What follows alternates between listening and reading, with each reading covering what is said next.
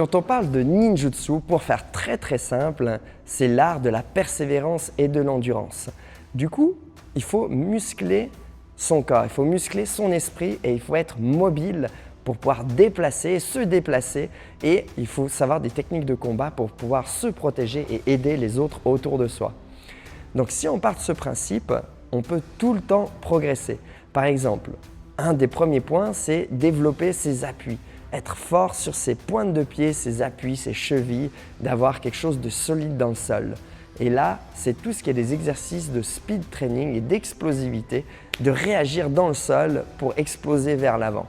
Ensuite, on a tous les exercices qui vont travailler la hanche, la mobilité de cette hanche, qui est très dure à force d'être assis, qui est très dure à force de rouler, parce qu'on a le psoas qui va nous rentrer à l'intérieur, qui va tout contracter et bien sûr bien d'autres choses, plein d'autres choses, ça je parle pour moi, je pense le psoas. Mais du coup, il faut garder une mobilité avec ses hanches et travailler la mobilité pour être flexible et pouvoir bouger, se mouvoir très longtemps pendant des longues durées. Parce que plus on est flexible au niveau de la hanche, déjà plus on a de la force, plus on a de la puissance, plus on a un meilleur déplacement, mieux on pourrait esquiver. On a plein de choses en fait qu'on va pouvoir engendrer avec une hanche qui est détendue. Donc pense à la mouvoir, à la déplacer, à la bouger un peu dans tous les sens pour qu'elle garde une activité. C'est là que tous les exercices d'animaux rentrent en jeu. Ensuite, on a tout ce qui est le haut du corps, la poigne d'abord, on part par les mains, c'est la poigne, utiliser des cordes, avoir quelque chose où on arrive à serrer.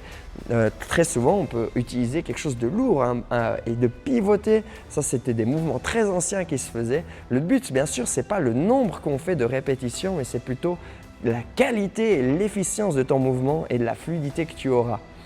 Donc, c'est travailler son grip, travailler ses doigts, la grimpe, travailler les anneaux, se suspendre. Ça, c'est après pour les épaules, pouvoir se déplacer en l'air, agripper, grimper à un arbre. Et ça, c'est dans la mobilité par rapport aux épaules. Donc, ça rentre aussi dans la mobilité dans les animaux, tout ce qui est des déplacements, etc. Et là, on va dans le renforcement aussi du haut du dos et des pecs qui va pouvoir permettre en fait d'être solide au moment où on est au contact en lutte ou au moment où on tombe au sol, comment pouvoir se relever, etc. Ou si d'un coup on est en train de porter quelque chose de lourd à quelque part. Et bien sûr, ça rentre dans tout l'aspect, je me développe entièrement comme un ninja. Et maintenant, on n'a pas parlé de la tête, mais c'est toute la préparation mentale, c'est se préparer mentalement à des événements ou à un événement heureux aussi, se préparer dans le futur à quelque chose qu'on veut accueillir. Et ça, c'est le ninjutsu.